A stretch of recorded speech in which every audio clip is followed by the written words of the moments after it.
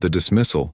The galactic Concord chamber floated in the void between spiral arms, a diplomatic station older than human civilization, where 10,000 species had petitioned for membership over the eons. Ambassador Marcus Webb stood before the Judication Council, humanity's first and only representative to reach this far. He was not nervous. He had prepared for 3 years. And so, Marcus concluded, his voice steady, humanity formally requests provisional membership in the Galactic Concord. We understand we're young by your standards, but denied. The word came from High Arbiter Velkosh, a being whose species had mastered faster-than-light travel before Earth's dinosaurs walked. The Arbiter didn't even look up from the data scroll floating before its sensory cluster. I'm sorry? Marcus blinked. We haven't even... Your species achieved controlled nuclear fission 207 years ago, Velkosh said, tone flat with disinterest. You have barely colonized your own star system. Your longest-lived governmental structure has existed for merely 4 centuries. By Concord standards, you are infants. Around the chamber, holographic representatives of 1,000 worlds watched with varying degrees of amusement or apathy. But we've solved fusion, Marcus pressed. We've established colonies on Mars, Europa, Titan. Irrelevant. The word hit like a physical blow. Return to your world, human, Velkosh said. Develop in isolation for 1,000 of your years. If your species survives, and 47% of pre-contact civilizations do not, you may petition again. Until then, you are beneath notice. The chamber's exit portal activated behind Marcus. He stood there for a moment, surrounded by the representatives of species who had sailed between stars for millennia, who had built ringworlds and tamed black holes, who looked at humanity the way humans might look at ants discovering fire. Understood, Marcus said quietly. Thank you for your time. He turned and walked through the portal. Behind him, the Concord had already moved on to other business. Humanity was forgotten before Marcus even reached his ship. Part 2. The Silence Earth's response came swiftly, 3 days after Marcus Webb returned home. Every human outpost, every colony ship, every communication array went dark.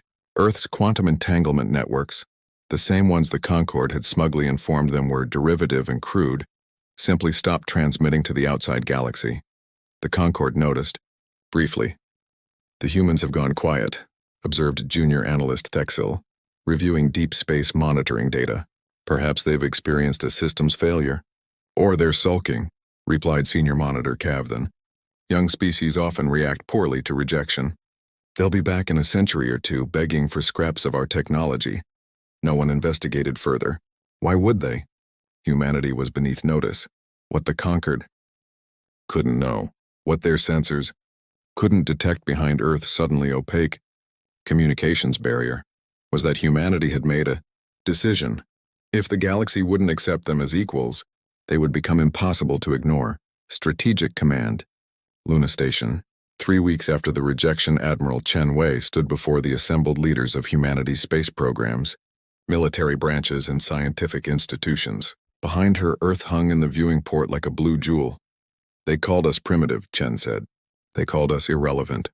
They gave us 1,000 years to become worthy of their attention. She smiled, thin, cold, and utterly determined. So let's make them regret not taking us seriously from the start. The hologram behind her shifted, displaying a single word. Prometheus. We're going to stop reaching for their stars, Chen continued. We're going to rewrite the rules entirely. No more copying Concord technology. No more playing by their physics. We're going to invent our way past them, and then we're going to remind them that humanity doesn't wait for permission. Director Yuki Tanaka stepped forward, her hands clasped behind her back. The Concord assumes technological development follows a predictable curve. They've seen it 10,000 times, but they've never seen a species that got angry. A murmur of approval rippled through the chamber. Project Prometheus will proceed in 3 phases, Dr. Sarah Okonkwo announced, her Nigerian accent crisp and clear. Phase 1, Theoretical Revolution. We abandon all assumptions based on Concord science. Physics, energy systems, propulsion, everything gets rethought from first principles. She gestured, and the hologram exploded into a web of research initiatives. Phase 2, Applied Impossibility. We build what the Concord says cannot be built. We break the rules they claim are unbreakable. The web coalesced into schematics. Ships, stations, devices that looked more like art than engineering. Phase 3. Sarah paused, and her smile was sharp enough to cut starlight. Phase 3 is the message. How long? Someone asked. Chen didn't hesitate. 100 years. In 100 years, the Galactic Concord holds its Millennium Convergence, their biggest celebration, where every member species gathers to commemorate 10,000 years of cooperation. Her smile matched Sarah's. We're going to crash their party. Part 3. The Century of Silence, the show. Galaxy forgot about humanity. A few xenoanthropologists occasionally wondered what had happened to that eager young species that had reached out so desperately. Some speculated they'd destroyed themselves in nuclear war. Others suggested they'd simply given up on space travel, retreating to their homeworld in shame.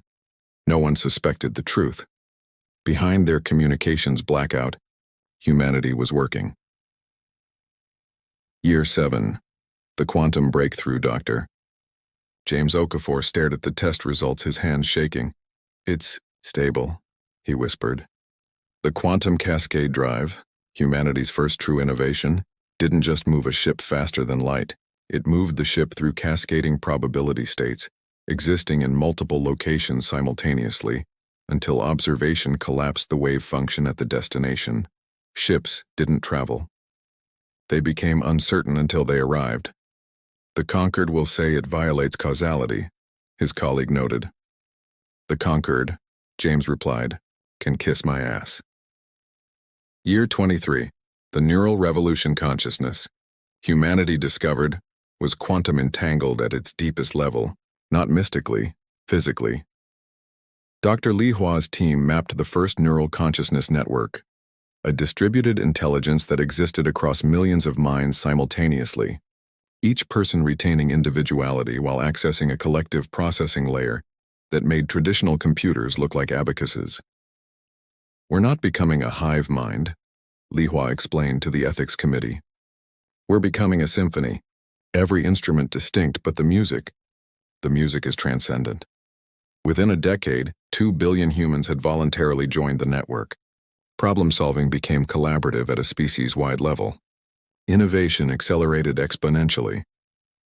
Year 56, the stellar thesis stars Dr. Amara Okonkwo, Sarah's granddaughter, announced, are not static. Her dissertation proposed something the Concord had never imagined: active stellar manipulation. Not Dyson spheres or stellar lifting, but actual restructuring of fusion processes using quantum-entangled plasma injections. You want to reprogram suns? Her advisor asked, incredulous. I want to make them speak, Amara replied. Year 89.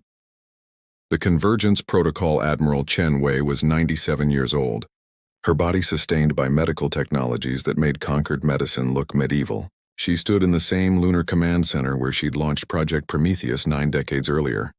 Status? She asked. All systems operational, Director Tanaka, now 86 and still sharp as titanium, reported.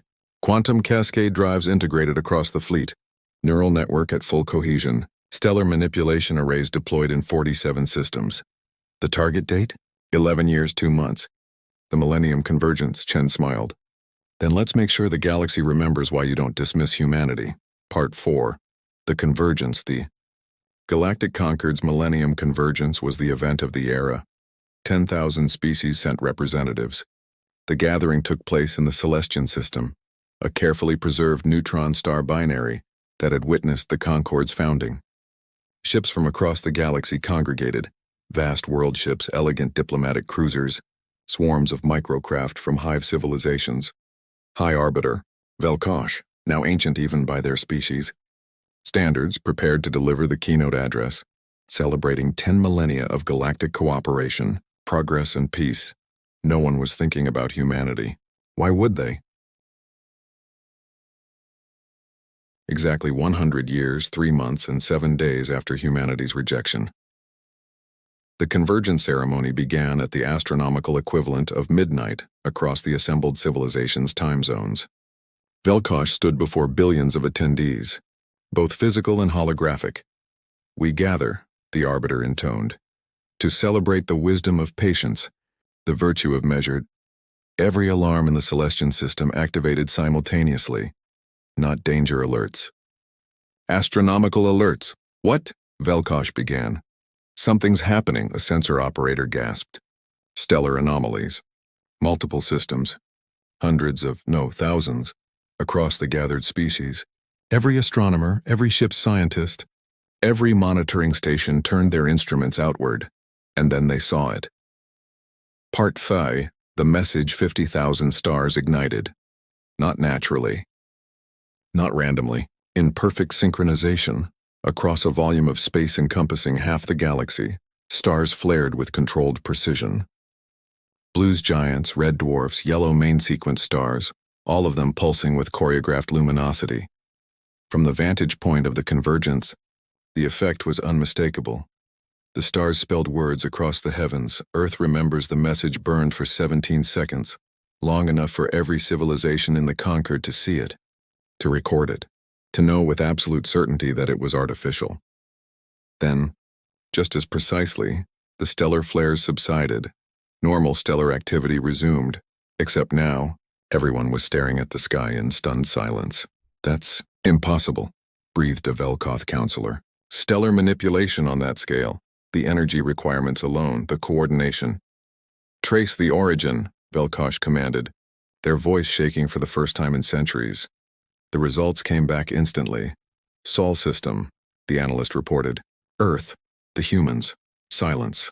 But we told them, 1,000 years, yes. They've only had 100.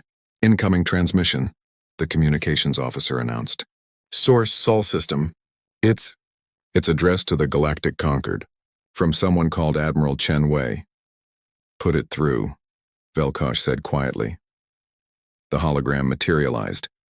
An elderly human woman in a crisp military uniform, standing on what appeared to be a command deck. Behind her, through a viewing port, Earth gleamed. High Arbiter Velkosh, Admiral Chen said, her voice carrying the weight of a century's work. 100 years ago you told us we were beneath notice. You gave us 1,000 years to become worthy of your attention. She smiled. We decided that was 900 years too long. Around the convergence, 10,000 species watched in absolute silence. What you just witnessed, Chen continued, was a demonstration of humanity's stellar manipulation technology. 50,000 stars, synchronized across 12,000 light-years. Each one restructured at the quantum level to emit controlled fusion bursts. The precision required, down to the nanosecond.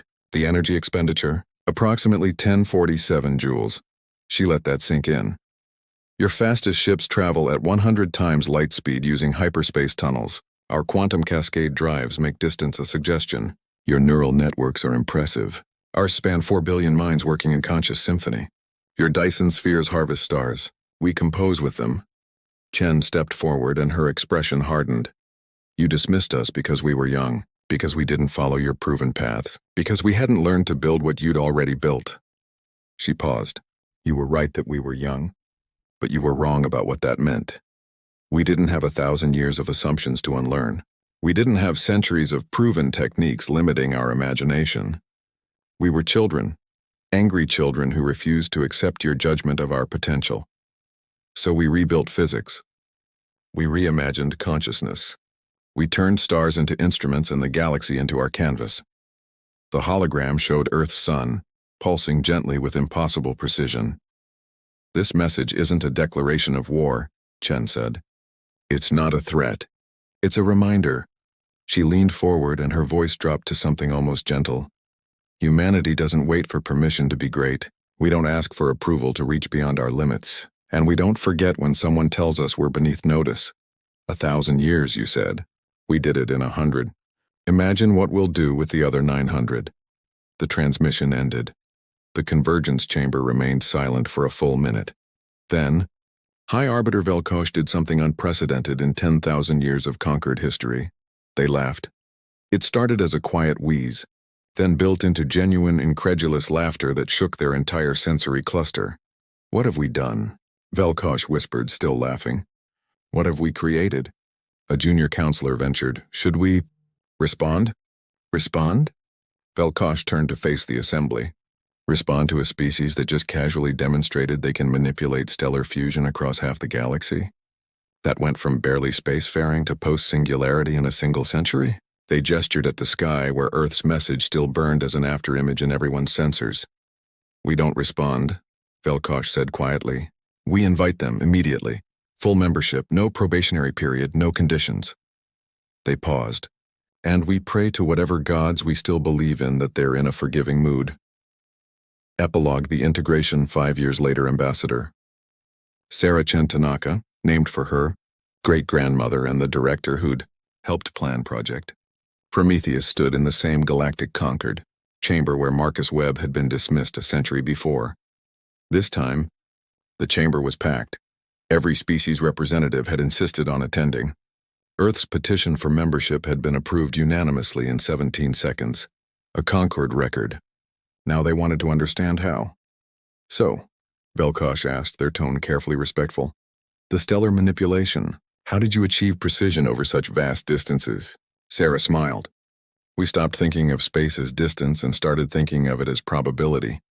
Quantum entanglement doesn't just allow communication, it allows coordination. Every star we modified is entangled with our control systems at the quantum level.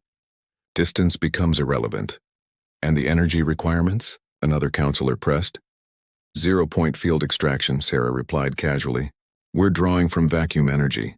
Once you understand that space-time itself is a quantum foam of virtual particles, energy become plentiful. Stunned silence. You've been using 0-point extraction for 70 years, Sarah confirmed. We assumed everyone had figured that out. Did the Concord not? The silence answered her question. Oh, she said. Well, would you like the technical specifications? We're happy to share. Later, in a private meeting, Velkosh asked the question they'd been holding. Why did you share your message the way you did? The Arbiter asked. The stellar display, it was beautiful, terrifying, and impossibly precise. But you could have simply sent a transmission. Why announce yourself so dramatically? Sarah's smile was equal parts warmth and steel. Because, she said, you needed to remember. Remember what? That every time an elder civilization dismisses a younger one, they're not just being cruel. They're being stupid. They're creating an enemy, or in our case, a competitor who refuses to accept limits. She stood and walked to the viewing port, looking out at the star field. You told us we were beneath notice, so we made ourselves impossible to ignore. We made the stars themselves speak our name so that every civilization in the galaxy would understand. Humanity doesn't fade quietly into history. She turned back. The next time a young species approaches the Concord, remember Earth. Remember that potential isn't measured in how much time a species has existed, but in what they do when someone tells them they're not good enough. Velkosh was quiet for a long moment. You've changed the Concord, they finally said. In a century, you've forced us to reconsider 10,000 years of assumptions about development, potential limits. Good, Sarah interrupted gently. That's what youth is for. Questioning, challenging, refusing. To accept that the current way is the only way. She extended her hand. A gesture the Concord had learned meant partnership. We didn't do this to destroy you, she said. We did it to join you. But we joined as equals, partners, not supplicants. Velkosh reached out and clasped her hand. Equals, they agreed. Though I suspect in another century you'll have surpassed us entirely. Sarah's grin was infectious. Then I guess you'd better start catching up.